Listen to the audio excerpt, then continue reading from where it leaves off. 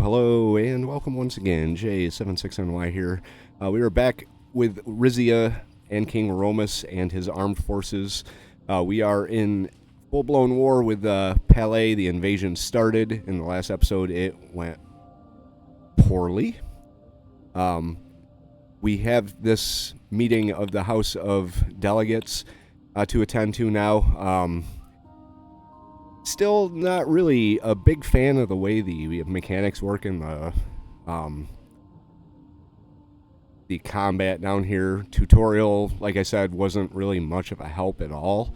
It kind of gave you the bare minimum basics of a turn-based combat game, but not the mechanics of it. And I think that kind of threw off my mindset when I recorded the second attempt at the invasion of Palais. It's not going good. Hopefully things change. Maybe we get some reinforcements. Maybe not. Not sure. I'm pretty sure this is going to have a pretty drastic effect on the rest of the playthrough. Especially if we lose the war. That may bring things to an end before they should. But we're going to plug ahead nevertheless. I'm going to take a look at the news here, see what the news says. I think we already read this. So we'll go to the meeting of the House of Delegates. Once more, I took my seat next to Hugo in the middle of the House of Delegates. My uncle seemed to be in a grim mood today. Can't say as I blame him. He watched with agitation as the representatives began filling the room. Are you sure it's a good idea to be here today, Your Majesty? We have every right to shutter the House of Delegates while the war is ongoing. And give my enemies in ATO more ammunition against me. Never. I can't blindly fight a war without knowing what's going on in my country. That's not a bad choice. If you're unfamiliar with the Suzerain style of gameplay, it is a choose-your-own-adventure type of game where you're given choices. Choices have consequences. Both in the big picture and in terms of your personal relationships with everyone else in the game. These are more big picture type of consequences here. Failing to appease my citizens now will lead to mutiny down the line. Not as long as my daughter's lover is one of the speakers. So we'll go with can't blindly fight a war. That's what the reports from your council are for.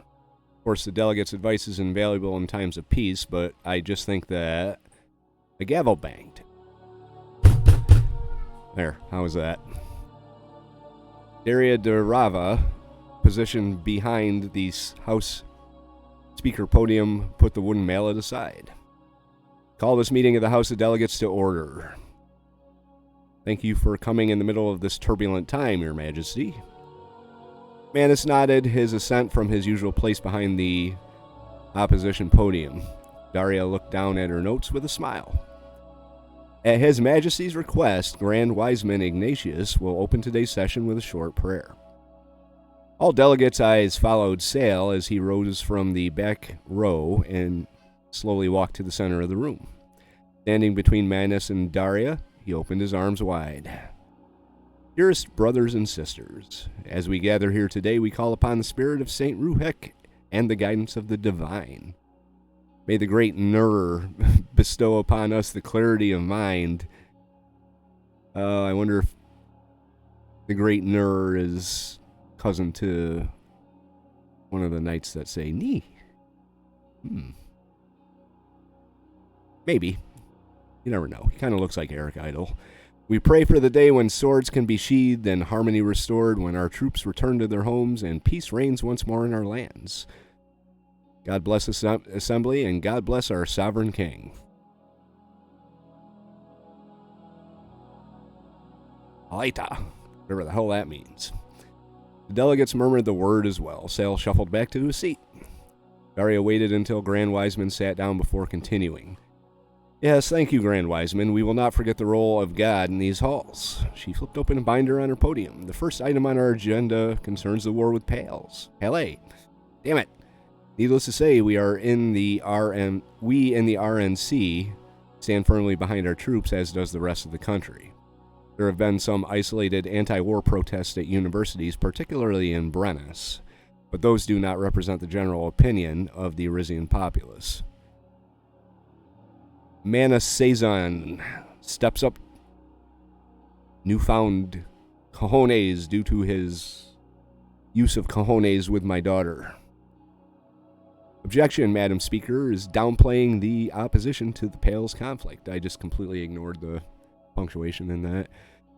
Though Pele seems to have been the instigator this time around, a great many citizens fear a repeat of the 1920s.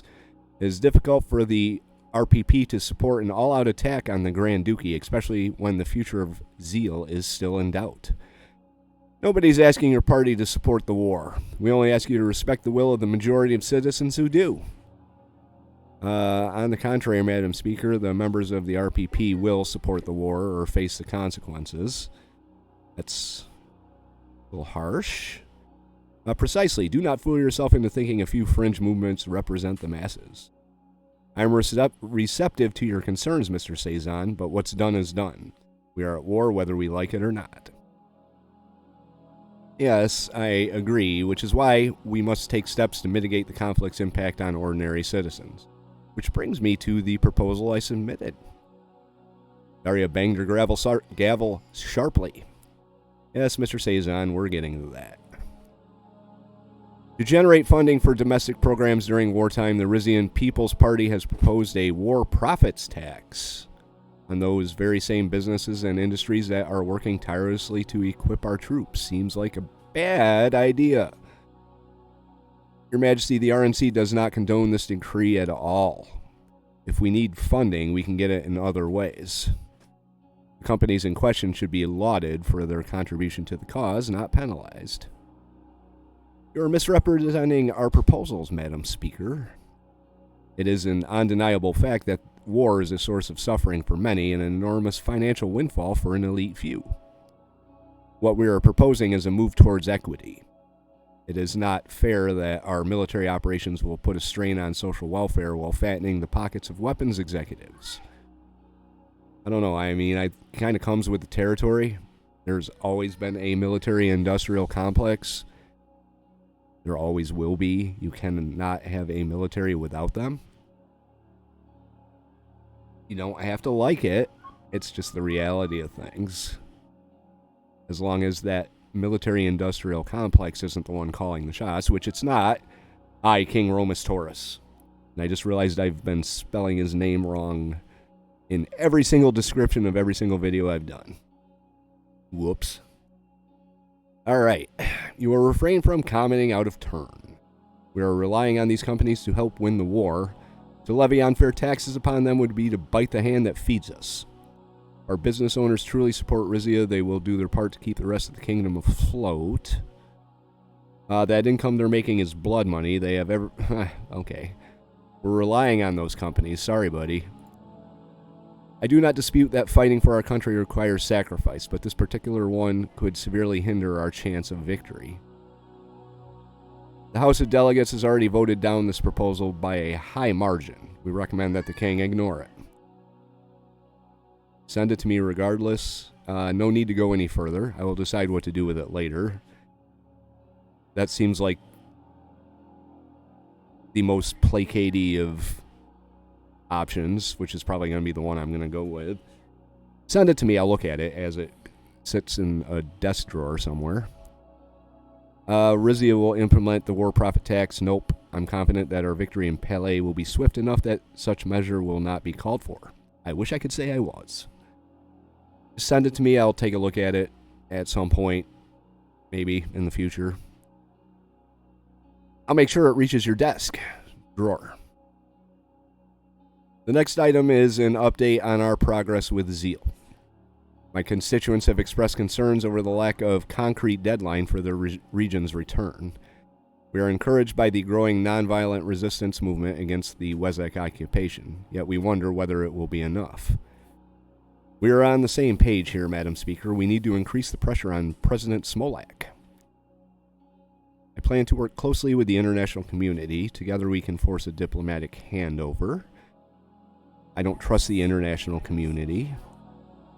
Rizia's strategy for reclaiming Zeal from Wayland is a matter of royal confidentiality and not up for debate. I hear your concerns. I will do what I can to put a flame on Mr. Smolak's feet. You don't like that I'm so chummy with him. Man has put up a hand. Objection. What question? Deal has already been... what? Deal has already been part of the province of... question? I don't think anyone asked a question.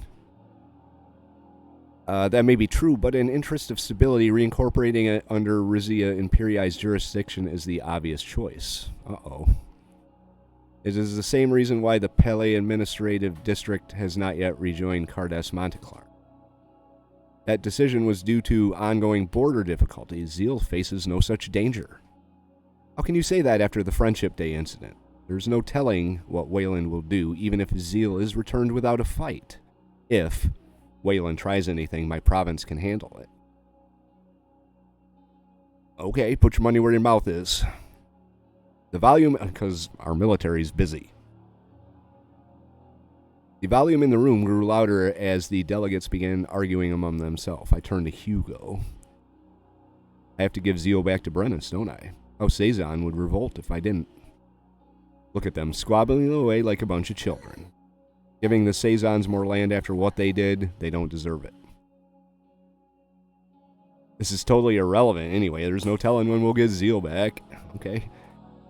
You'll have to make this decision sooner or later, Your Majesty. Sooner, one hopes. Eventually, Derdia motioned for order. The delegates quieted down. Moving on to more pressing topics. Next on the agenda was a discussion regarding the current religious climate in Rizia.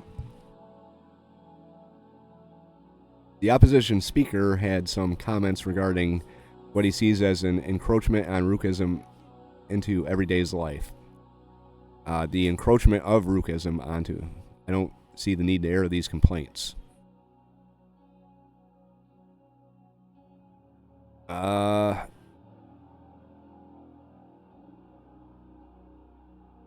We're gonna go with this one just because. I honestly don't want to deal with this right now. Sal had risen to his feet. He gingerly sat back down.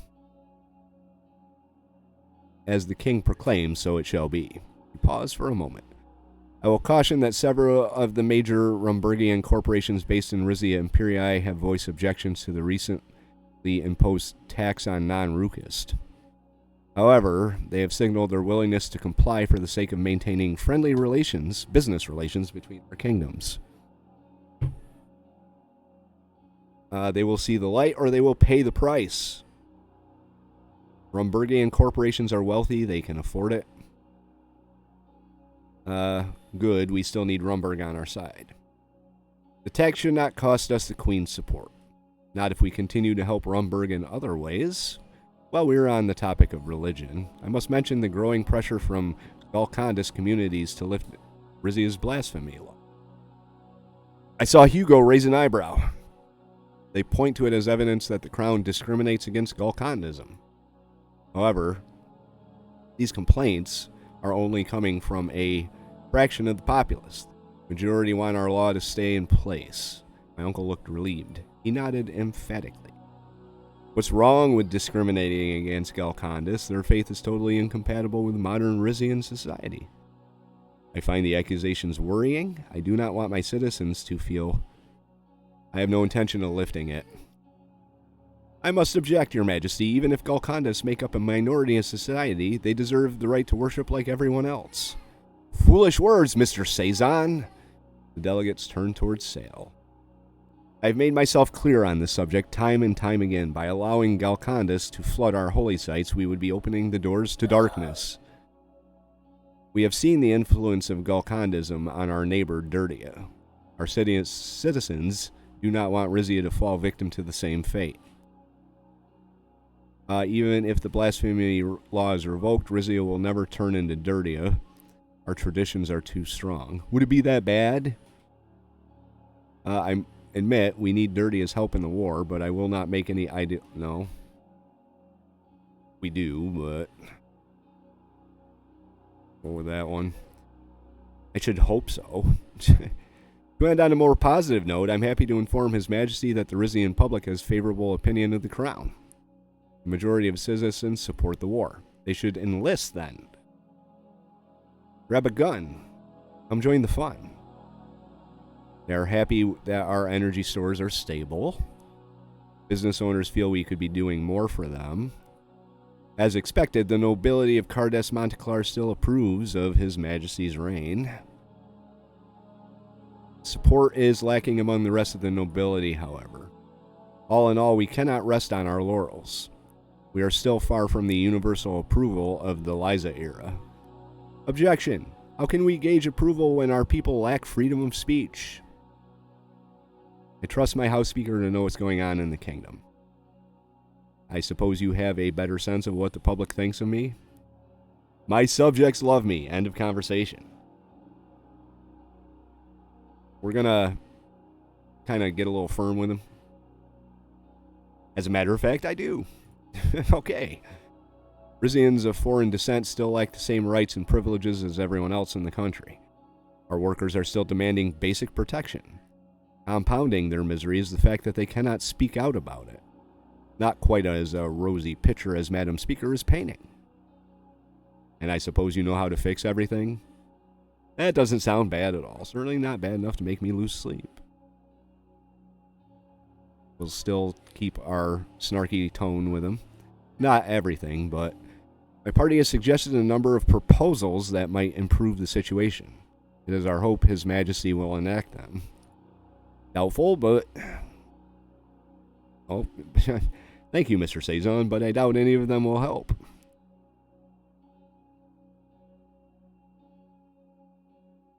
I will not promise the opposition anything, but I will think about it. That's all we ask. Daria closed her binder and looked up. That concludes today's session. Unless, of course, His Majesty has any closing remarks. I guess I do. I would like to ask Grand Wiseman to conclude with a prayer. Once more, Sal walked over to stand in between the two House Speakers.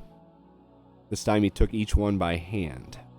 My beloved delegates, do not let your differences prevent you from recognizing the divine in each other.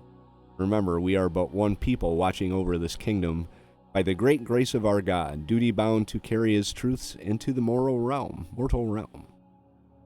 and the truths of His emissary, your sovereign king.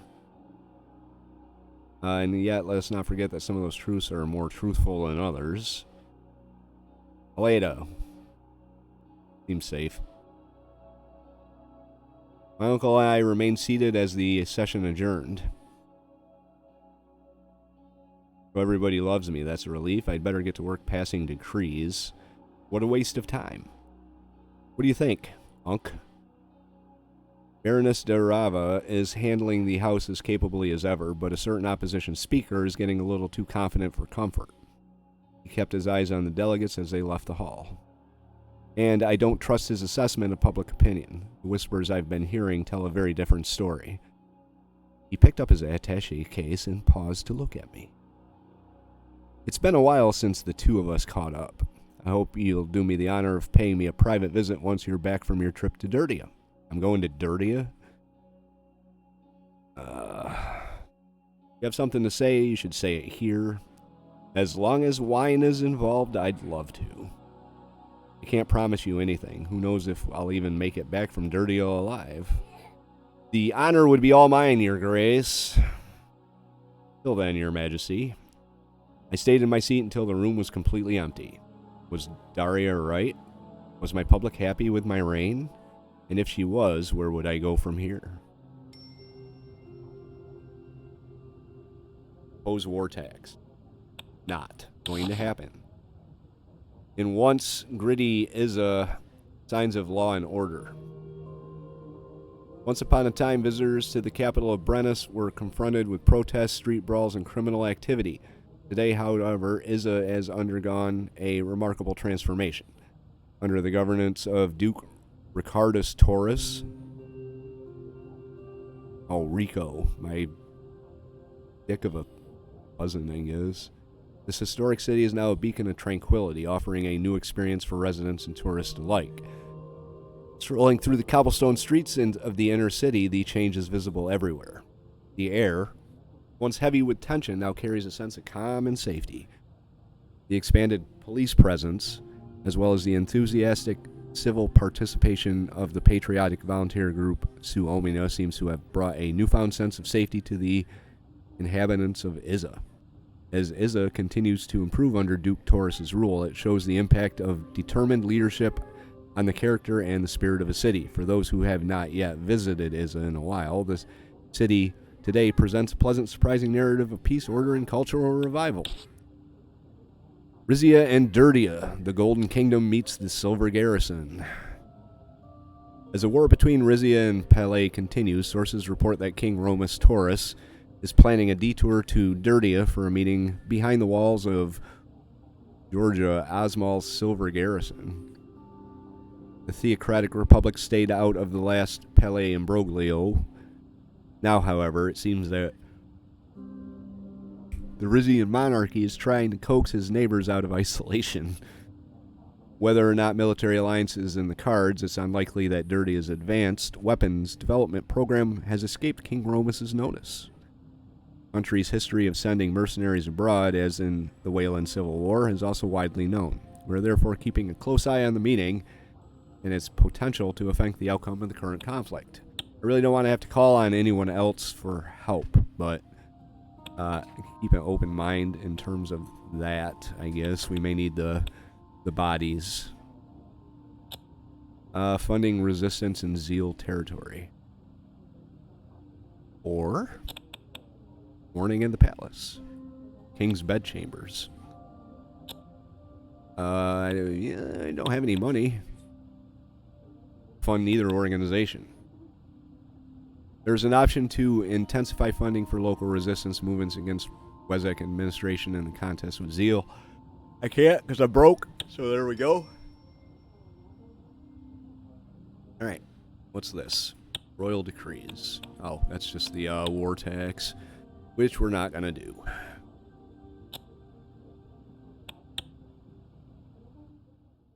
Early in the morning, I heard a soft tap on my door.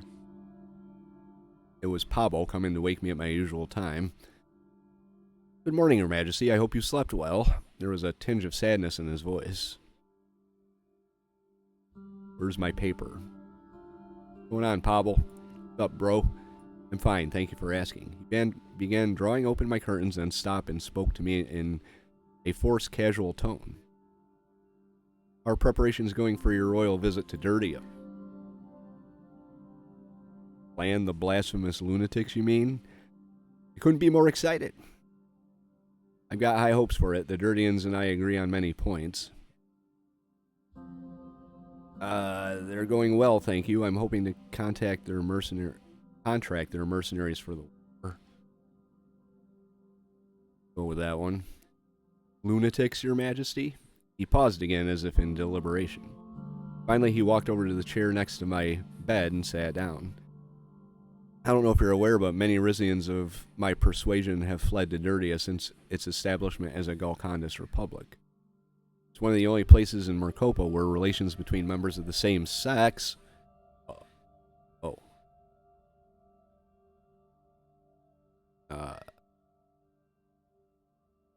one of the many perversions of Golcondism. So he just admitted to me he's not straight. Would you ever move over there? Okay, I thought he was like asking him, like, you want to not sit so close to my bed there? Only in an emergency. I don't agree with the religious justification for homosexuality. I really have to deal with this shit now? I mean, there's a war. Golcondists view intimacy between men as the most sacred form of love. They say it strengthens bonds on the battlefield. Really? As for women, as long as they accept their role as providers and childbearers, they may consort among themselves if they wish. It's not perfect, but I understand the desire to live openly among... I wonder if I could have had Romus and this guy hook up. Maybe for another playthrough. I know they were like in his bath chamber. There were some options that were kind of questionable. I was curious. I wonder if I can make Romus a little bit on the shy side.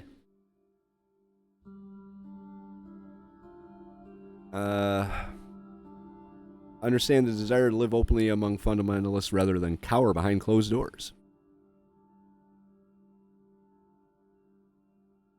I thought the lure of the forbidden was part of your whole thing. Something must be done to improve the status of your kind here. Oh my God. I don't know which one to go with. Can't be that bad here. Come on. His eyes darkened. You don't know the half of it. Well, I just found out you were gay, so...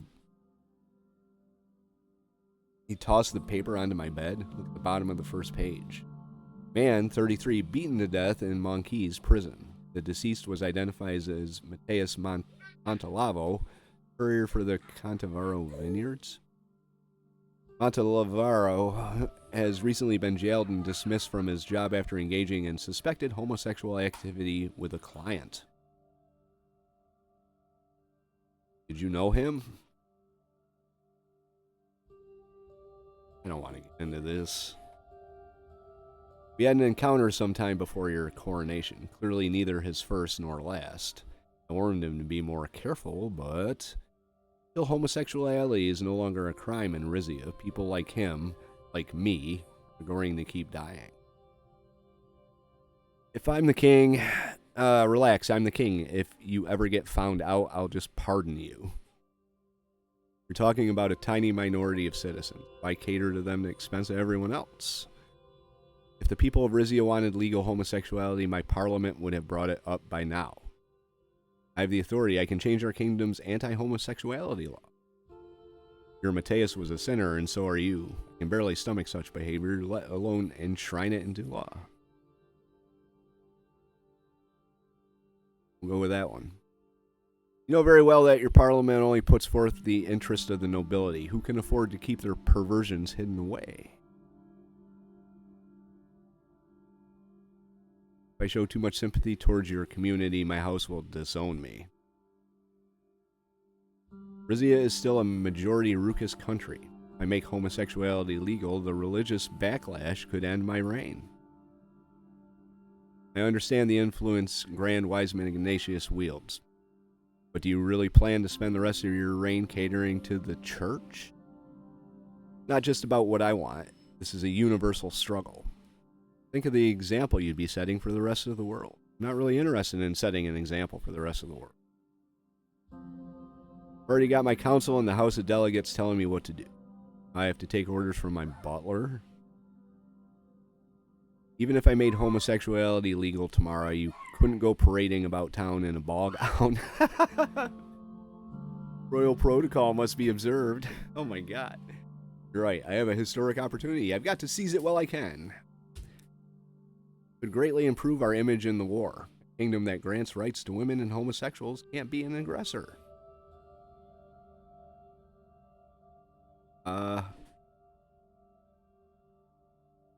Okay, I can't. I assure you I'd be discreet as ever. Will merely be happy to see fewer of my kind in prison, killed, or exiled. And not all homosexual men wear gowns, just as not all men who wear gowns are homosexual. I'm late to oversee breakfast. I'll leave you to dress yourself. Thanks.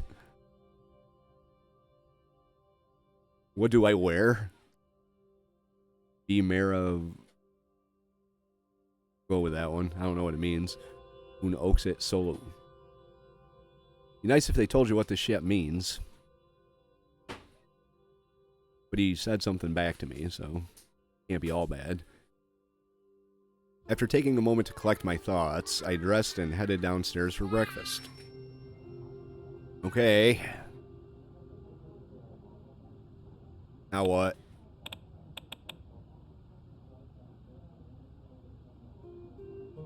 Oh, here we go. Oh, it's way up there. What do we got? Deepening involvement in Vendo-Nisum civil war. As Vendo-Nisum's civil war intensifies, the monarchist forces under Prince Consort, whatever that is, launch a major offensive against key strategic cities held by revolutionary factions. With the conflict's outcome hinging on the decisive confrontation, Vendo-Nisum's request for Rizian support comes at a time when intervention could significantly alter the war's trajectory, which I cannot do anything about right now. I'm sorry. I am so sorry. But we got our own problems. And I'm assuming this is the trip to Derdia?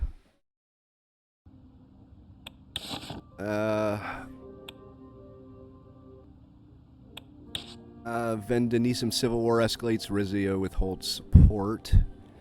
Monarchist forces under Prince Consort have launched a major counteroffensive against revolutionary forces, aiming to recapture key cities in the country's heartland. Kingdom Rizia has already announced that it won't be sending additional military units as international criticism. Blah, blah, blah.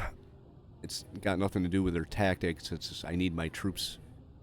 United Kantana's Congress addresses State of the Union and revolutionary expansion. I'm sure this is all very important. Feel free to pause and read that. You have 3 seconds. And now we're going to Derdia. Meet with the Osama bin Laden. Oh. No, it doesn't sound safe at all. Standing on a remote mountain plateau outside Naal, the Silver Garrison was the headquarters of the Derdian government as well as the dwelling place of its leader, Supreme Wiseman George Asmal. For our meeting today, Asmal has granted me the rare permission to enter his inner sanctum. After a lengthy drive up steep, curving roads, our motorcade parked just outside the garrison's gates. Titus and I met Sal as we exited our respective vehicles. I don't know if I really want to try and get these guys to interfere in our war. I mean, didn't that kind of go bad for us before in the past? That the whole foundation of the zeal issue? I confess that I do not know what to expect, Your Majesty. I've studied Golcondist compounds like these excessively, but never been allowed inside. I'm surprised that you studied a religion you despise so much. Forget their communities, I want their weaponry. Rizia, blah, heresy.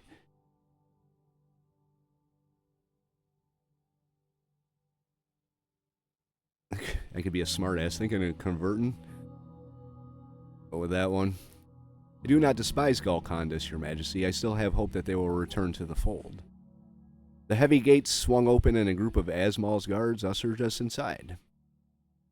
The garrison's grounds were much larger than I would have guessed, almost the size of Porte Drazon's old town. A gleaming silver pillar rose up from the center, surrounded by a cluster of administrative and religious buildings. Greenhouses, storage silos, and living quarters line the perimeter of the compound to the Branch Davidians. First resident we saw were women in identical white dresses drawing water from a stream and carrying baskets of vegetables to and from the greenhouse.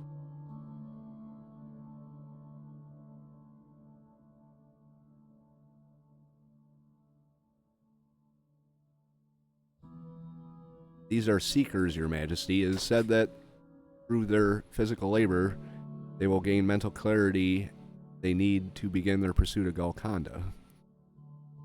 They do all the dirty work while the true believers lounge around doing nothing. Sounds like a scam. And the fact that there are no men among them is coincidence?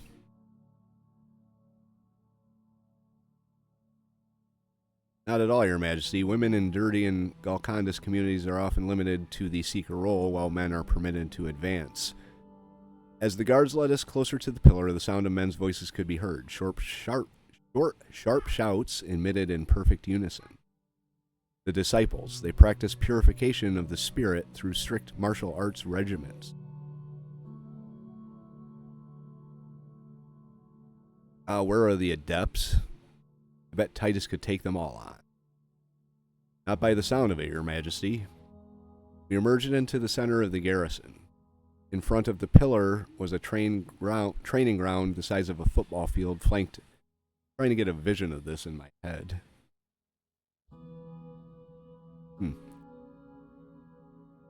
On it, some 4 men were engaged in combat drills.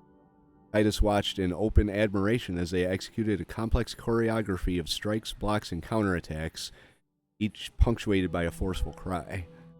A gong chimed in the distance. Almost instantly, the disciples spread out to form a perfect circle around us. George Asmal, dressed in the same robes I've seen him wear at the Alliance of Nations, stepped out of their midst. Welcome to the Silver Garrison, Your Majesty. Thanks, Charlie. Thank you for the demonstration, Supreme Wiseman. The skill of your disciples is admirable indeed. They still have far to go, but thank you. His smile curdled as he turned to Saul. So, Grand Wiseman, we finally meet. I have been looking forward to it, Supreme Wiseman. Shall I lead us in a Rukas prayer ceremony? For this special occasion, I had something different in mind. A traditional Derdian duel of generosity. Sal's face turned white. A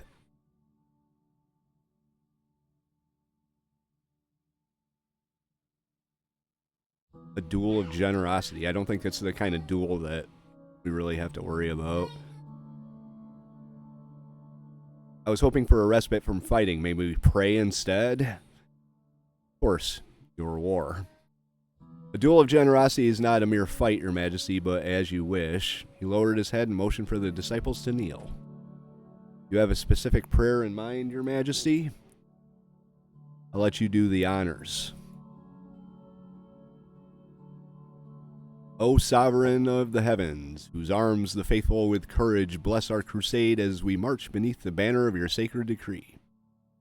He looked slowly at Saul, then at me. May our hands be steady and our aim be true as we strive to restore the balance of justice you have set forth. Let our struggle be righteous in your eyes, and our victories a testament to your guiding light. Leda.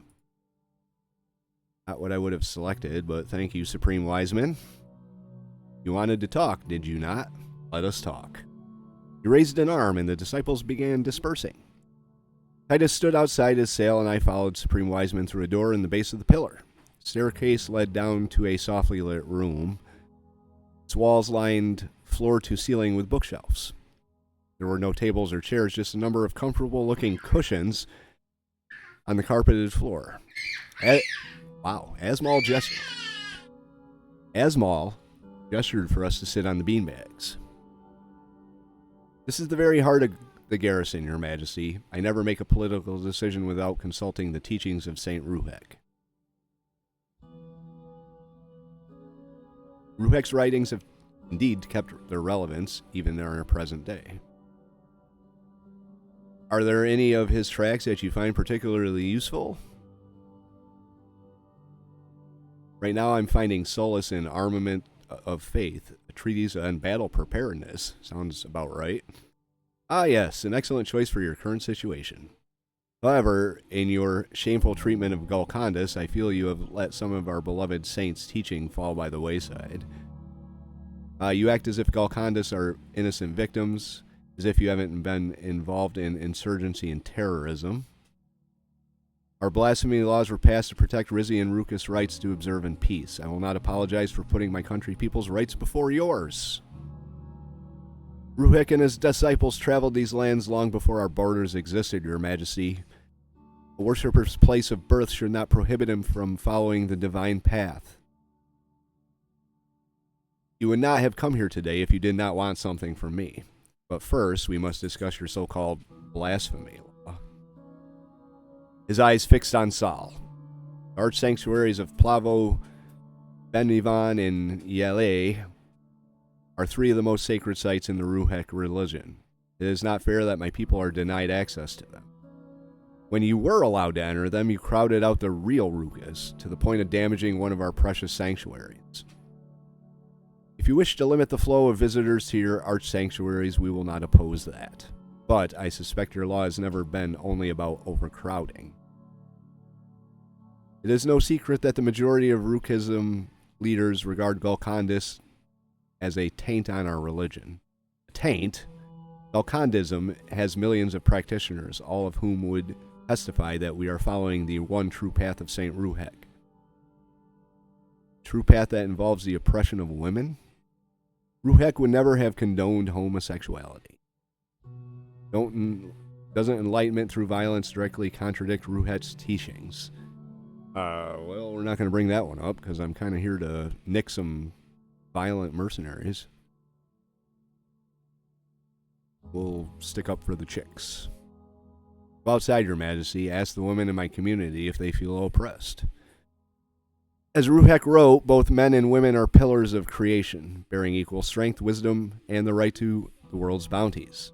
Yet, for men or women who stray from the role bestowed on them by the divine is like the sun blazing at night or the moon at noon.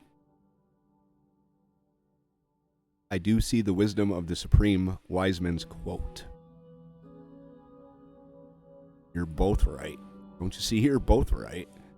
Both men glared at each other. Oh, Romus uniter. We don't have to agree with each other to practice diplomacy, Supreme Wiseman. Can we not get around this?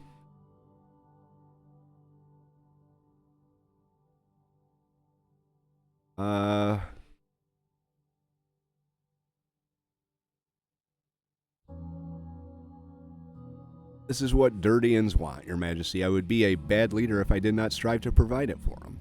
My people have mined your gold, built your weapons, extracted your gas, yet they are barred from their religious holiest places. People want to partake in our prosperity, they must assimilate. Those who seek freedom of a religion are welcome to return to Derdia? At least Derdians and Rizia are compensated for their labor. How many years must one toil as one of your seekers before being sent? It's not the Derdian laborers we're worried about, it's the holy pilgrims. Laborers and pilgrims alike pray to the same God, Your Majesty. You cannot judge Derdians only by the value they provide to your kingdom. I know the strife Rizia is facing. If you would see a reason and lift this unjust ban, nope, there is much we in Derdia can do to help you. You speak as though we are a charity case. Can you promise that your people will respect the rule of law, whether or not it clashes with Golcondism? Can you ensure that your people will respect our holy buildings? They belong to all Rukist. After all, I cannot control what Derdians do in your country, but I will help you preserve order at the 3 arch sanctuaries to the extent that I am able. Sal looked at me with warning eyes. I don't trust him. I don't think Sal does either.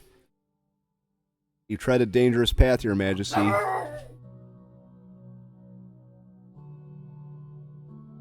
I do not know whether Rizia can tolerate an influx of...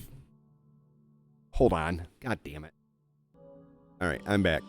Sorry about that. In my rush to quiet the dog, I spilled a little bit of Mountain Dew on myself. Probably my own fault for having it sitting right there. I unfortunately have no choice, Mr. Asmal. I will nullify our blasphemy laws in exchange for your country's aid. You must respect our fellow...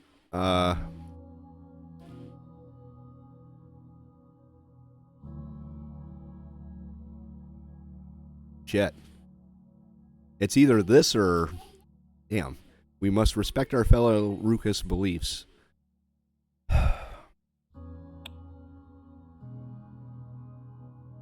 Oh my god, I don't want to do this. Kind of goes back on everything. I'm sorry, Supreme Wiseman, I cannot do what you ask.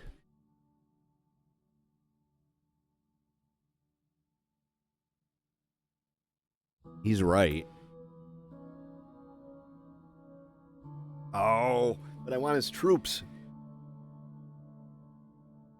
I wonder if it'd be possible to kind of temporarily suspend those laws, get his troops, then when we don't need them anymore to put the laws back in place. Oh. I'm not going to get his troops if I don't do it.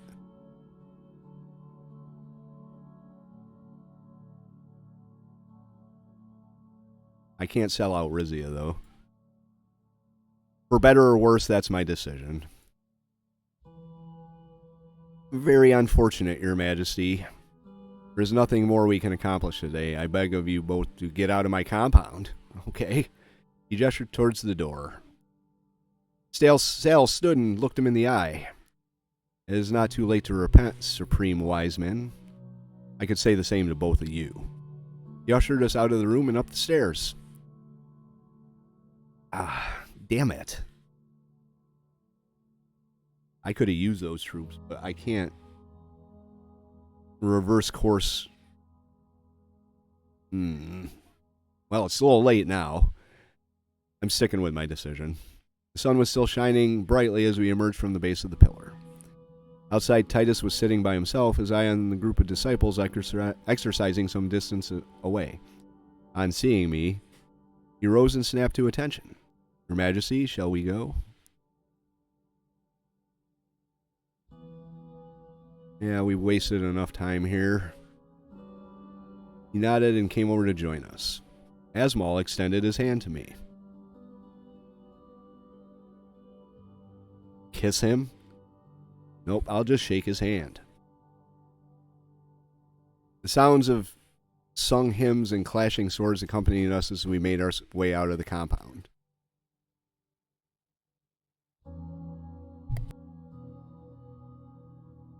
I knew I would never see the Silver Garrison again. Oh boy.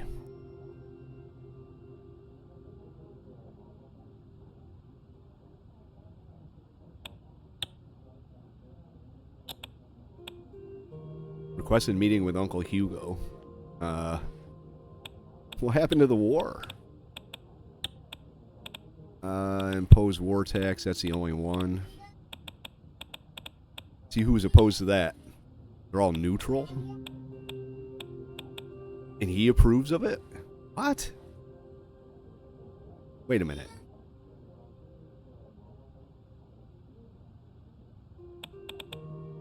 That doesn't make any sense. He spoke out against it.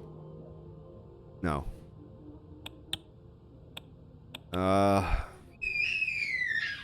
Well, things are getting a little crazy here, so this is not the best episode, I'd say. Not the best outcome, but I kind of knew I was either going to have to go back on my blasphemy law pledge or just suck it up and not get his troops. But we'll have our meeting with Uncle Hugo in the next episode. If you guys like this one, hit the like button. If you have any thoughts, tips, or advice, leave those in the comments section down below. If you want to follow along, hit the subscribe. We've still got a war to fight here, so I'm wondering when that's going to happen. Yeah, we'll pick this up in the next one. J76NY saying thank you very much for watching and have yourself a very good day.